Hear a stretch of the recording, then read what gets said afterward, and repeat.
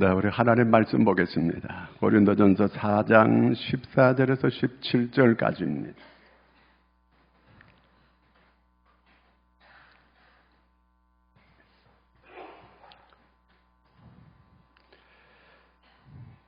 다 같이 우리가 한 목소리로 읽겠습니다. 내가 너희를 부끄럽게 하려고 이것을 쓰는 것이 아니라 오직 너희를 내 사랑하는 자녀같이 구원하려는 것이라. 그리스도 안에서 일만 스승했으되 아버지는 많지 아니하니 그리스도 예수 안에서 내가 복음으로서 너희를 낳았음이니라. 그러므로 내가 너희에게 권하노니 너희는 나를 본받는 자가 되라. 이런 말미암아 내가 주 안에서 내 사랑하고 진실한 아들 디모데를 너희에게 보내었으니 그가 너희로 하여금 그리스도 예수 안에서 나의 행사 곧 내가 각처 각 교회에서 가르치는 것을 생각나게 하리라. 아멘. 할렐루야. 자, 제가 오늘요 꽃을 달고 나왔어요. 달고 싶어서 단 게 아니고 오늘을 무슨 날이라 그래요? 그래, 목회자의 날이라고. 이 목회자는 이 꽃을 달아야 된다 그래서 단 거예요. 저 목사님이 지난주에 어버이주일 지나갔는데 왜 또 잊어버렸다가 오늘 이렇게 다시 달았나, 지난주에 내버려놨다 다시 달았나 이렇게 생각하기 쉬운데 그게 아니고 오늘 목회자 주일이라고 단 거예요. 예. 1889년에 이 세계에 아주 유명한 두 사람이 태어났습니다. 동갑이에요. 자, 우리가 잘 아는 대로 하나는 히틀러라고 하는 사람이 태어났어요. 또 한 사람은 드와이트 아이젠하워라고 하는 이런 미국 아이젠하워 대통령이 됐지 나중에요. 그분이 태어났습니다. 자, 이렇게 아돌프 히틀러가 그 부모는 오스트리아에서 그가 태어났는데 아버지는 행상을 하러 다니는 그런 분이었어요. 늘 장사를 하러 이렇게 객지로 돌아다니는 거예요. 집 나가면은 한 달, 두 달, 세 달 뭐 이렇게 장사하고 돌아다니는 거예요. 그 어머니는 유대인 돈 많은 타락한 사람하고 불륜을 저지르게 돼요. 그런데 그 아들이 히틀러가 자기 엄마한테 그걸 불륜하는 장면을 다 봤어요. 엄마를 막 그러지 마시라고 이렇게 하는데도 그 엄마는 그걸 끊지를 못해요. 히틀러는 16살 때부터 집을 나가서 닥치는 대로 일을 하고 살았던 그런 사람입니다. 자, 그러다가 정치운동을 열심히 해가지고 자기가 정치를 반역적인 이런 정치가가 돼요. 그래서 감옥 가서 살다가 이렇게 나와서 정치하지 않기로 하고 이렇게 나왔는데 더 열심히 정치를 해가지고 그가 독일의 총통이 됩니다.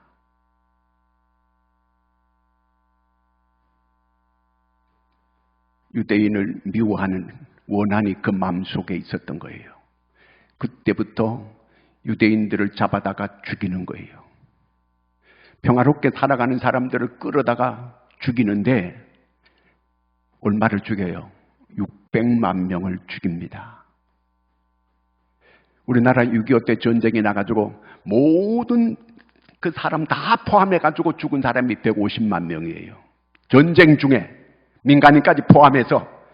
그런데 이 멀쩡하게 평화롭게 살아가는 이러한 사람들, 무고한 사람들, 유대인들을 데려다가 죽이는데 600만 명, 아예 유대인들을 씨를 말리려고 이렇게 했던 사람이 아돌프 히틀러였습니다. 똑같은 나이에 태어난 미국의 아이젠하워라고 하는 이 사람은 기독교 집안에서 태어났습니다. 부모의 사랑을 받으면서 믿음으로 교회를 아주 열심히 가고 이 교회에서 충성을 다하는 이런 아들이었습니다. 아이들을 신앙으로 교육하기 위해서 시골로 이사를 가가지고 거기에서 아이가 교회를 잘 다니게 만들고 교회에 충성하는 이런 아들로 만들어요. 저녁만 되면 꼭 같이 모여서 예배하고 기도하고 이렇게 잠자리를 들게 되고 그 집의 가훈은 하나님을 두려워하라. 이게 그 아이젠하워 집의 가훈이었어요. 자, 이렇게 지내다가 자기는 군인을 좋아해서 아이젠하워가요. 그래도 육군 사관학교로 가게 되고 결국 장군이 되게 됐습니다. 2차 세계대전이 벌어졌을 때 히틀러군과 이제 아이젠하워 군이 싸우게 됩니다. 그런데 1945년 4월 30일 아돌프 히틀러는 벙커에서 자기의 권총으로 자기를 쏴가지고 자결해가지고 죽어요. 우리나라는 1945년 8월 15일에 해방이 되는 역사가 오게 됩니다. 그 아이젠하워가 전쟁에 큰 승리를 거두게 되고 25년을 더 살고 80세에 이 세상을 떠나게 됐습니다. 자, 이 한 가정에 이렇게 올바르지 못한 이런 본을 보여주는 그런 모습을 보고 자란 이 아돌프 히틀러는 수많은 사람을 죽이는 살인자가 됩니다. 그런데 그리스도의 사랑 가운데 이렇게 자라난 아이젠하워는 미국의 대통령이 되고 세계 평화를 지키는 이런 사람이 되어졌습니다. 자, 오늘 말씀은 이 사도 바울이 고린도 교회에 전하는 편지입니다. 나는 아비로서 너희들에게 권하노라. 이 고린도 교회를 향하여 자기는 이제 아비가 자녀에게 이렇게 권하듯이 너희를 권하노라 이렇게 말하고 있습니다. 사도 바울이 자기가 꿈에도 소원이 아덴에 가서 복음을 전하는 게 이 사도 바울의 꿈이었어요. 왜냐하면 자기는 가마리엘 문화생으로서 철학을 전공한 이런 사람으로서 철학의 도시 아리스토텔레스가 태어났고 플라톤이 있는 그러한 그 지역에 가가지고 복음을 전하는 거, 그야말로 철학의 도시 그리스 아테네에 드디어 꿈에도 소원이었는데 가게 됐습니다.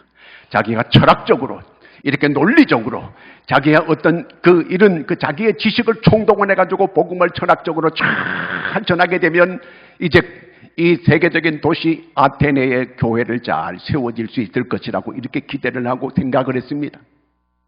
사도 바울이 가는 곳곳마다 어디든지 교회가 세워지지 않는 곳이 없어요. 그런데 이 아테네에 가서는 철학적으로 자기의 지식으로 자기의 논리로 이렇게 복음을 전하려고 하다가 실패하고 말았습니다. 그래서 그가 너무너무 마음이 두려운 거예요. 그러면서 그가 하는 고백이 뭐냐 하면은 나는 예수 그리스도의 십자가에 못 박힌 것 외에는 아무것도 알지 않기로 작정하였노라. 그렇게 말합니다. 내가 그저 별난 지식이란 거 하는 거 그거 뭐 별거 아닌 거 가지고 그것 가지고 뭘 이렇게 한번 해보려고 하다가 크게 이렇게 낙심을 하게 됐어요. 자, 고린도전서 2장 3절을 한번 읽어보겠습니다. 고린도전서 2장 3절. 방송실.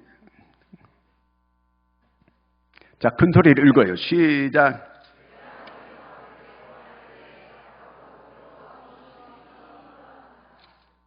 이게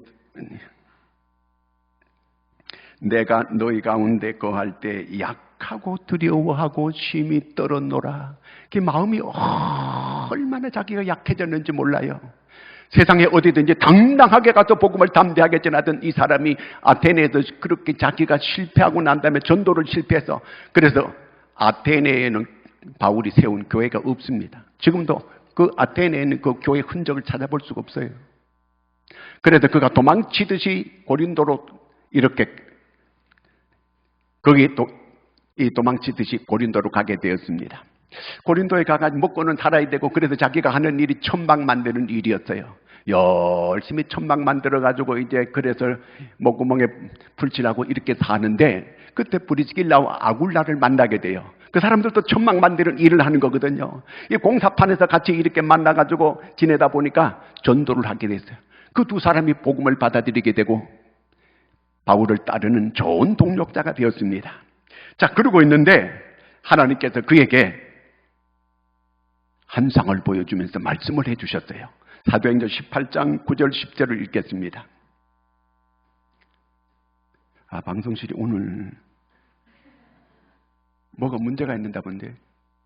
시작. 밤에 주께서 환상 가운데 바울에게 말씀하시되 두려워하지 말며 침묵하지 말고 말하라.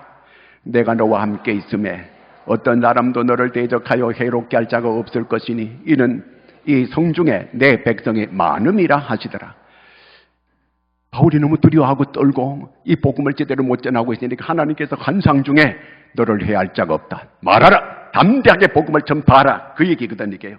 그래서 그가 복음을 전파하기 시작했는데 1년 6개월 동안 복음을 전해가지고 고린도 교회가 세워지게 됐습니다. 정말 어려운 가운데 고린도 교회가 세워지고 나서 이 바울은 이제 다시 또 교회를 세우러 에베소로 가게 됩니다. 이 고린도 교회는 디모데 믿음의 아들을 파송하고 자기는 이제 에베소로 가가지고 복음을 전하고 에베소 교회를 세우고 있는데 고린도 교회 소식을 들으니까 너무 안 좋은 소식들이 많이 오고 있는 거예요. 그래서 편지를 쓴 게 고린도 전서, 나중에 편지를 쓴 게 고린도 후서, 이렇게 편지가 오늘 성경이 되어지게 된 것입니다. 근데 여기 말씀, 오늘 14절 말씀을 다시 한번 보겠습니다. 14절, 4장 14절. 자, 시작. 이것을 쓰는 것이 아니라 오직 너희를 사랑하는 자같이 권하려 하는 것이다. 여기 보니까 자녀같이 권하려 하십니다. 그러니까 이 사도 바울이 이 고린도 교회를 대해서 너희는 내 자녀다. 나는 아비로서 너희들에게 권면을 한다. 그 얘기예요. 그러니까 아비로서 여러분 사랑해서, 그 얘기는 사랑해서 너희들을 책망하고 훈계하고 그렇게 할 테는데 너희들이 억하심정 갖지 마라. 내가 너희를 이렇게 부끄럽게 하려고 그렇게 하려고 쓰는 게 아니고 너희들은 내 사랑하는 자녀와 같은 사람들이기 때문에 아비된 심령으로 너희들에게 이제 이 말씀을 전하는 것이다. 이렇게 말하고 있는 거예요. 자, 그 다음에 15절 한번 읽어보겠습니다. 15절 시작. 그리스도 안에서 1만 스승이 있으되 아버지는 많지 아니하니 그리스도 예수 안에서 내가 복음으로서 너희를 낳았음이라. 자, 여러분 다시 띄워줘 봐요. 그리스도 안에서는 스승이 얼마나 있대요? 1만 스승이. 스승이 많아요. 요즘에는 유치원 가면은 선생님이 있지요. 초등학교 들어가면 1학년 선생님, 2학년 선생님, 3학년 선생님 그만하고 중학교 1학년 선생님, 그 다음에 3학년까지 선생님도 있고 고등학교 가면 1학년 때부터 3학년까지 또 선생님 있고 대학교 가면 또 선생님이 또 줄배하게 있고 또 교회에 오면 또 교회학교 선생님 또 있고 선생님이 얼마나 많은지 몰라. 하여튼 이렇게 많은데 그래서 많다는 걸 표현할 때 1만 스승이 있다 그런 거예요. 근데 아비는 얼마나 있어요? 아비는 하나가 있지 뭐 얼마나 있어요? 아비는 하나다. 이렇게 아비는 적다. 이 말은 무슨 얘기냐면 내가 너희들을 단순하게 지식만 전하고 이렇게 가르치기만 하는 그런 선생님이 아니다. 나는 너희들에게 생명을 전해주는 사람이다. 그 얘기예요. 그러므로 나는 너희들에게 생명을 전할 뿐만 아니라 생명을 자라게 만들고 바르게 가르쳐준 나의 분신들이다. 그 얘기예요. 한마디로. 자, 그렇게 여러분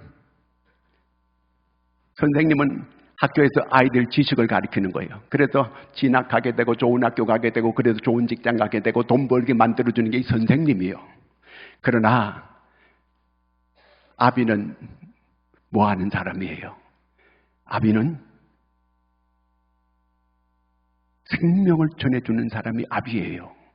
오늘 교회 목사와 이 교인과의 관계를 바울이 설명해 주고 있는 거예요. 저는 목사는 여러분 뭘 하는 사람이에요? 여러분을 천당 가느냐 지옥 가느냐를 만들어주는 사람이 목사예요. 여러분을 천당으로 인도하는 사람이 목사인 줄로 믿으시기 바랍니다. 생명을 전수해주는 사람이 바로 이 목사다, 그 얘기예요. 단순하게 어떤 지식을 가르쳐가지고 돈 잘 벌게 만들고 이렇게 만드는 그런 사람이 아니고 근본적인 생명을 전하는 이런 사람이 바로 목사, 천당 가는 길을 인도하는 사람이 목사다, 그 말이에요.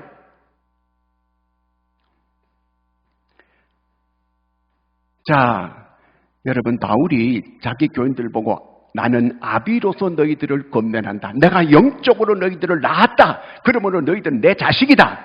그러면 고린도 교회가 바울을 닮아야 돼, 말아야 돼요? 닮아야지. 여러분, 우리 초원교회에 적어도 3년 이상 나온 사람들은 김성한 목사를 닮게 돼 있어요.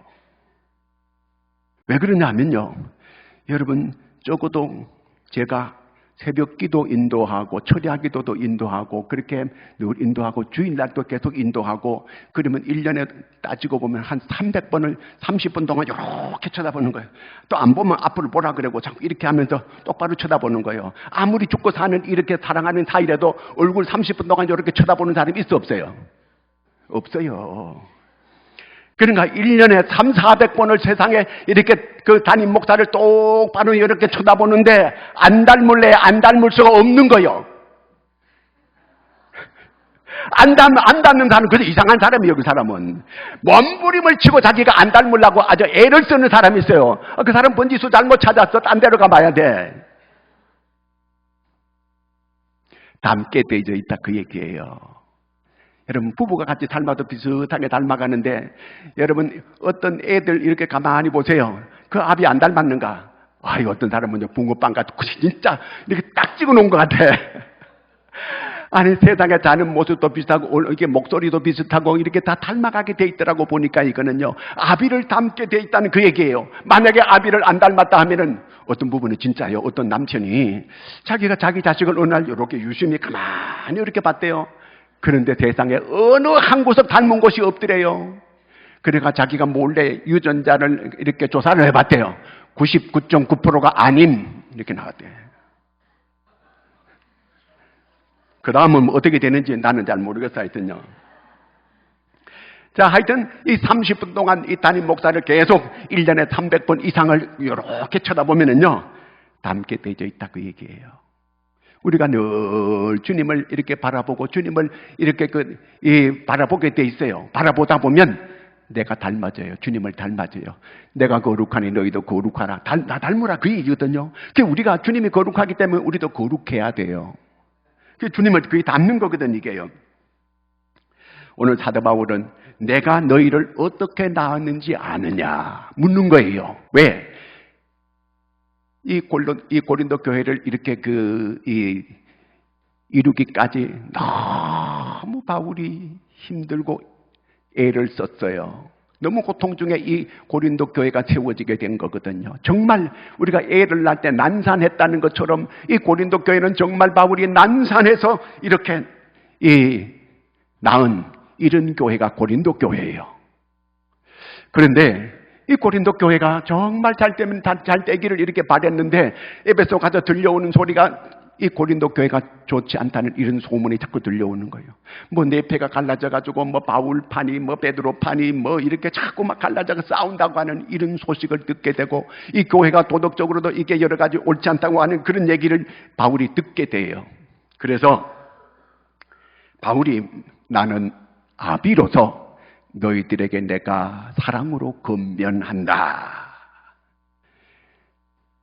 너희들은 나를 미워할 수도 있고 섭섭하게 대할 수도 있지만은 아비는 그렇지 않다는 거예요. 부모는 자식을 이렇게 섭섭하게 대하거나 미워할 수가 없다는 거예요. 여러분, 세상에 어떤 부모가 자식을 미워하고 그렇게 하는 그 부모는 세상에 없어요. 자식들은 부모한테 불효할 수 있고 섭섭하게 할 수 있어요. 부모는 그렇지 않다는 거예요. 나는 너희들을 사랑으로 다 그렇게 대한다, 그 말이거든요. 고린도후서 1장 14절을 같이 한번 읽겠습니다. 그리스도 안에서 일만 스승이지되 아버지는 많지 아니하니 그리스도 예수 안에서. 고린도후서 1장 14절. 너희가 우리를 부분적으로 알았으나 우리 주 예수의 날에는 너희가 우리의 자랑이 되고 우리가 너희의 자랑이 되는 것이다. 이게 무슨 얘기예요? 예수 그리스도가 재림에 오시게 될 때에 너희들은 우리의 자랑이 된다는 거예요.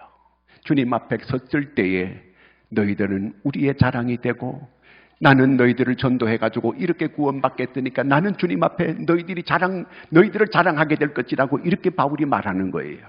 얼마나 자랑스럽습니까? 하나님 앞에 섰을 때에 복음으로 너희들을 낳았다는 그 얘기예요. 우리가 낳았다 할 때 우리 말은 아버지가 낳았다, 어머니도 낳았다, 똑같은 말이 그렇죠? 그러나 헬라의 말에서는 달라요.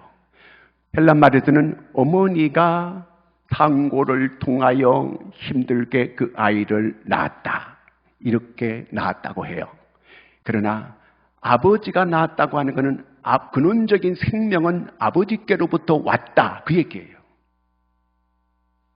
그래서 영어로 쓸 때는 begot, 아버지가 낳았다고 할 때는 begot을 쓰고 엄마가 낳았다고 할 때는 born 이렇게 써요. 그렇게 다른 것을 보게 됩니다.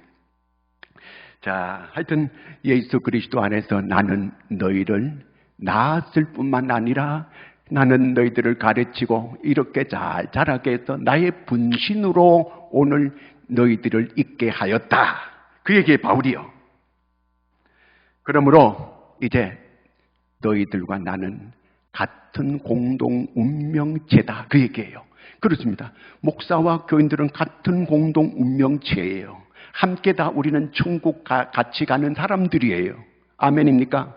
아이고 목사님이나 가세요. 나는 딴 데로 갑니다. 그런 사람이 있어요. 그런 사람은 딴 데 가서 물을 잘못 먹고 온 사람이요.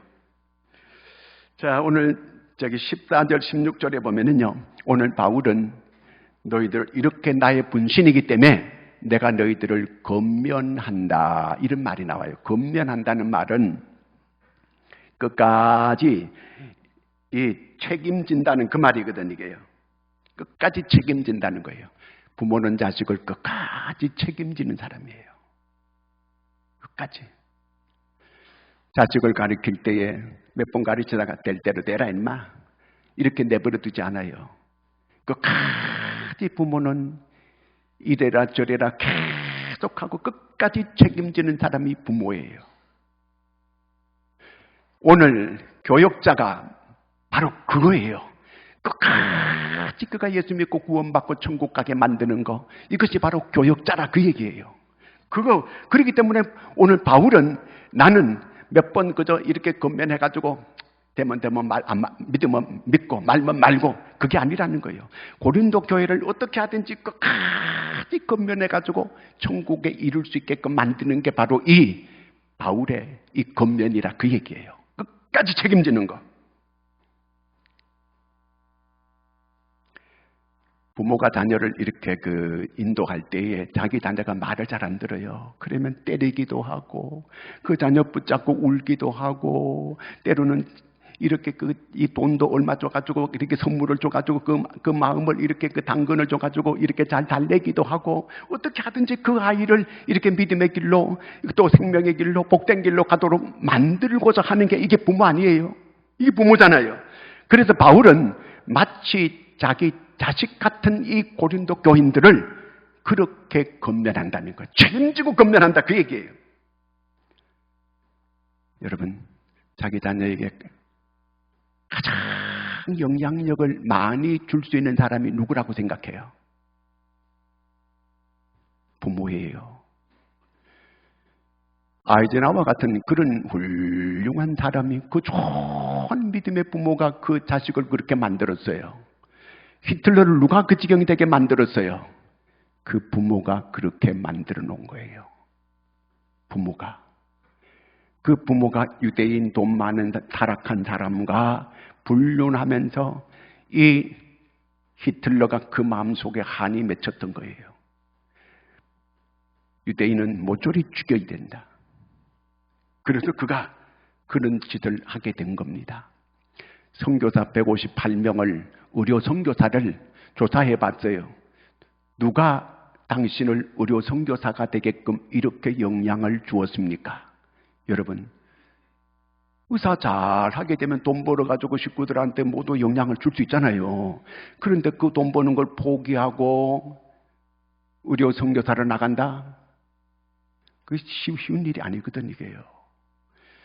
그런데 의료 선교사 158명을 조사했더니 부모가 영향을 줘서 이렇게 의료 선교를 떠나게 됐다고 이렇게 다 말했어요. 가장 영향을 준 사람은 아버지라는 거예요. 아버지가 영향을 줬기 때문에 이렇게 의료 선교사를 나갈 수 있게 됐다고 이렇게 말합니다. 그 다음에 두 번째 영향을 준 사람이 동료 선교사들, 동료 의료 선교사, 같은 동기로 있던 그런 사람들이 의료 선교사를 이렇게 한다. 네팔에는 그 유명한 그런 우리나라 의사가 의료 선교 가가지고 마치 아주 그 나라에 모두가 존중받는 이런 훌륭한 의료 선교사가 된 그런 사람이 있어요. 동료 선교사가 건면해가지고 또 교수가 건면해가지고 이렇게 간 사람들이 많이 있는데 가장 영향력을 끼친 사람은 아빠였다는 그 얘기예요. 오늘 사도 바울이 이제 사람들에게, 자기 고린도 교인들에게 마지막으로 건면하는 내용이 뭐냐면은 오늘 16절입니다. 고린도서 4장 16절을 같이 한번 읽어보겠습니다. 시작. 고난하노니 너희는 나를 본받는 자가 되라. 마지막으로 너희는 나를 본받는 자가 되라는 거예요. 여러분, 부모가 자녀한테 너희들은 나를 본받는 자가 되라 이렇게 건면할 수 있어야 돼요. 우리가 생각하기는 바울이 이거 좀 건방지고 교만한 말 아닌가? 어떻게 자기를 본받으라고 이렇게 말할 수 있는가? 정말 바울처럼 그러면 바울을 본받으면 전부 다 호라비가 되라는 말인가? 아니면 전부 다 보따리 싸가지고 선교사로 나가라는 그런 말인가? 자기처럼 그런 본받으라는 그런 말이 아니에요. 여기서 본받으라는 그 얘기는 신앙을 본받으라 그 얘기입니다. 영적인 걸 본받으라 그 얘기입니다. 어떻게 아비를 본받지 않을 수가 있겠습니까? 유명한 옛날에 황희정승이라는 사람이 있었습니다. 이 사람이 모든 사람들에게 존중을 받고 이렇게 덕을 끼치는 이런 사람이었어요. 근데 그 아들이 주태백이요. 그래서 아비는 모든 백성들에게 존경받는 정승인데 그 아들은 늘 기생집에 가서 저녁 늦게까지 술을 처마시고 비틀거리면서 집으로 돌아오는 거예요. 그 아버지가 아무리 건면을 해도 말을 안 듣는 거예요. 어느 날 아버지가 정승의 도포를 쫙 이렇게 의관을 이렇게 딱 옷을 입고 그 정승의 옷을 떡 입고 아들이 늦게 딱 들어올 때, 집으로 들어올 때 그 앞에 큰 절을 올려요, 아들한테.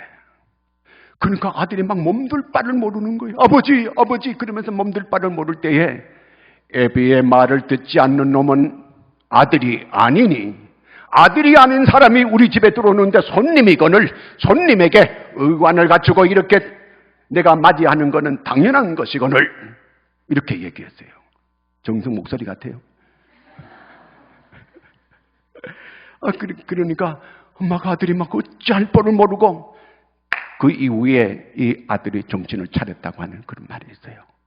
여러분, 애비의 말을 듣지 않는 사람은 자식이 아니라는 거예요. 애비의 말을 들을 수 있는 자녀가 자녀라는 그 얘기거든요. 이게요. 그러므로 너희들은 나를 본받으라는 거예요. 바울의 뭘 본받으라고 하는가? 내가 믿는 예수 믿는 걸 본받으라는 거예요. 내가 부활의 예수 믿는 이 예수를 믿으라는 그 얘기예요. 내가 십자가의 예수를 믿는 이 예수를 믿으라는 그 얘기예요. 진리의 예수를 믿으라는 그 얘기예요. 내가 믿는 그 믿음을 너도 그 믿음을 본받으라. 우리 고린도 교회에 그만하고 있는 거예요. 그래서 바울이 갈라디아서 1장 8절에 이렇게 말하고 있습니다. 시작. 그러나 우리는 혹은 하늘로부터 온 천사라도 우리가 너에게 전한 복음 외에 다른 복음을 전하면 저주를 받을지어다. 내가 전한 복음, 내가 전한 교리 외에 다른 걸 받아들이거나 그렇게 따르게 되면 저주를 받을지니라는 거 얘기예요. 내가 믿는 예수를 믿고 내가 십자가 예수를 믿으면 그 십자가 예수를 믿고 내가 부활의 예수를 믿으면 그 예수를 믿어야 된다는 그 말입니다. 여러분, 우리는 복음 위에 확실히 서야 되는데 바울이 바로 그 말을 하고 있는 거예요. 아이들이요, 이렇게 새로운 학기를 맞이할 때에 선생님을 만나고 나서 너무 좋아하는 거예요. 그러면 얘가 그 과목에 대해서 공부를 열심히 잘할까 못할까요? 잘해요. 잘하게 돼 있어요. 여러분, 이 세상에서 정말 행복한 사람이 어떤 사람인지 아세요? 태어날 때부터 부모를 전적으로 믿고 따르는 사람은 행복한 사람이에요. 학교 가면은 정말 선생님을 존경하고 존중하고 따를 수 있는 그 학생은 행복한 사람이에요. 교회에 와가지고 목회자의 말을 전적으로 믿고 이렇게 따르는 그 사람은 행복한 사람이에요. 만약에 그렇지 못하다고 한다면 그는 불행한 사람이에요. 정말 불행한 사람이에요. 이 교회를 선택하는 것은 여러분이 선택한 것 같지만 그게 아니에요. 하나님께서 여러분을 이끌어 주신 거예요. 아무라도 아버지께서 이끌지 않으면 아버지께로 올 자가 없다고 했습니다. 그런데 하나님께서 여러분을 선택해서 이 교회로 이렇게 나오게 이렇게 했다면 이제부터 어떻게 해야 되겠습니까? 오늘 바울은 나를 본받는 자 되라. 여러분, 바울이 믿는 교리를 확실하게 따르는 걸 말하는 거예요. 진리의 예수, 십자가의 예수, 구원의 예수, 이렇게 부활의 예수, 그 확실하게 복음을 믿는 그 복음을 내가 그렇게 본받듯이 너희들은 나를 본받으라. 그 얘기입니다. 우리 자녀들에게 여러분 뭘 본받으라고 말하겠습니까? 내가 열심히 변함없이 믿는 것처럼 너희들도 나처럼 이렇게 믿어라. 내가 하나님 앞에 충성하면서 충성을 다했듯이 그렇게 너희들도 충성하면서 예수 믿어라. 내가 하나님 앞에 이렇게 헌신했듯이 너희들도 그렇게 헌신하면 내 모습을 보고 그렇게 본받으라. 이렇게 바울처럼 나를 본받으라고 자녀들에게 말할 수 있는 여러분들이 되기를 축원합니다.